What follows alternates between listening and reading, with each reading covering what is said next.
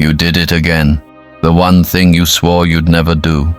And now, shame wraps around you like a fog, heavy, suffocating. You wonder if this was the final straw, the thing that made heaven look away. You believe in grace, sure, but only for people who don't mess up this much, this often. You keep thinking, God must be done with me. You avoid prayer. Worship feels fake. You stop opening your Bible because every verse feels like a spotlight on your failure. You smile in front of people, but inside you're hiding, not just from them, from Him. Because how do you face a holy God with this much guilt in your hands? You start to think you've outsinned forgiveness, that maybe grace expired, maybe love ran out, and maybe you've gone too far to come back. Too broken to be made whole again, too far gone for grace. But here's the thing they never tell you. Grace doesn't have a distance limit. You can't outrun it, outsin it, or disqualify yourself from it. Grace doesn't stop chasing just because you stopped praying. God isn't waiting for you to clean yourself up. He's just waiting for you to turn around. The lie says you've gone too far. The truth says Jesus already went further. He went into death itself, into the weight of every failure, just to bring you back. So no, you're not too far, not even close. You're not the one exception to grace. You're the reason it exists. You're the story it was written for. And right now, in your lowest place, grace is still reaching, still calling. Not with shame, not with anger, but with love that has never flinched. You think you've lost your way, but He's never lost sight of you. Not once, not even now. You don't have to climb your way back to God. That's the lie. That's religion. But grace, real grace, meets you on the floor, right where you fell. It doesn't say, fix yourself first. It says, I'm here. Let's start from here. You think your sin disqualified you, but grace was never about your performance. It's always been about His pursuit. God isn't looking at your record. He's looking at your heart. And even if it's broken, bruised, half-beating, He wants it. You don't need fancy prayers. You don't need to pretend. All you need is a whisper. God, help. And that whisper, it breaks chains. It opens locked places. It tells darkness you're not staying down. You may have fallen, but you're not finished. Not with a God who runs toward prodigals. Not with a grace that still says, come home. Shame wants to keep you hidden, isolated. It tells you you're the only one who keeps falling, that everyone else gets it right but you. But here's the truth. Brokenness is universal. Everyone's got scars. Some just hide them better. The church isn't a museum of perfect people.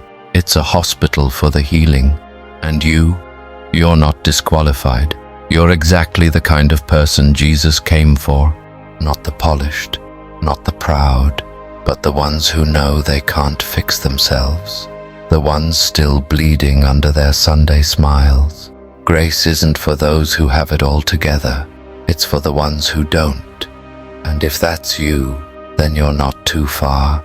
You're in the perfect place to be found, to be held, to be restored. God never needed you to be flawless.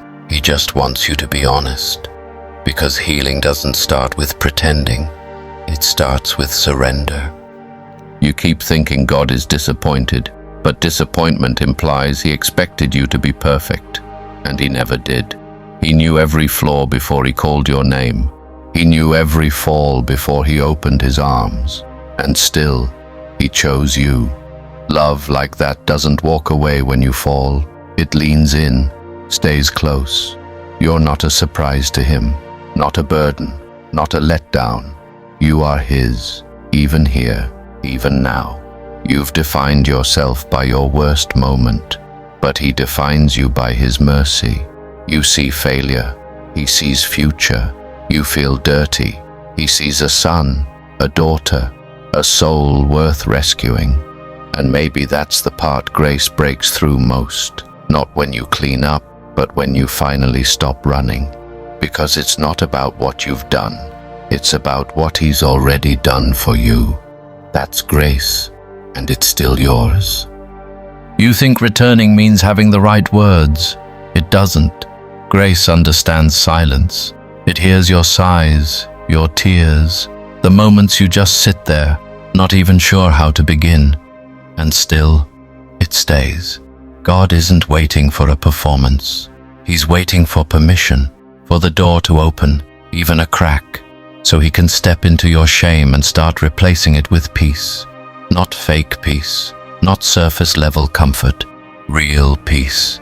The kind that says, "You're still mine," because you are, even with the mess, even with the guilt. Grace doesn't flinch when it sees your darkness. It walks straight into it, not to punish, to restore. And maybe that's the most beautiful thing. You don't have to find your way back. He's already on His way to you. Always has been. Step by step, even when you weren't looking. Grace always moves first. The enemy will remind you of every failure. He'll replay the scenes you regret the most. But grace doesn't echo shame. It rewrites the script. God doesn't just forgive. He redeems. He takes what was broken and makes it beautiful. Not by ignoring the past, but by transforming it. That moment you hate, He can use it. That choice you regret, He can heal it. Nothing is wasted in the hands of a God who resurrects. You think your story's over. He's just getting started. And the parts you'd rather erase, He turns them into testimonies. Proof that He's real, that He's kind, that He still calls people like you.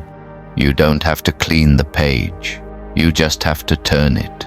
Because grace isn't afraid of your mess.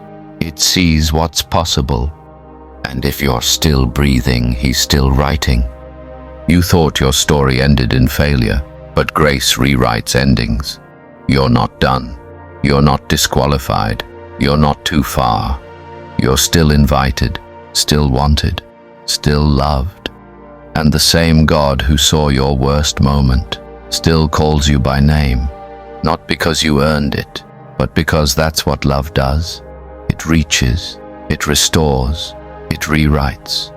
You don't have to beg for a second chance. It's already been offered. All you have to do is take it. One step, one word, one honest prayer. Because grace isn't about who you've been.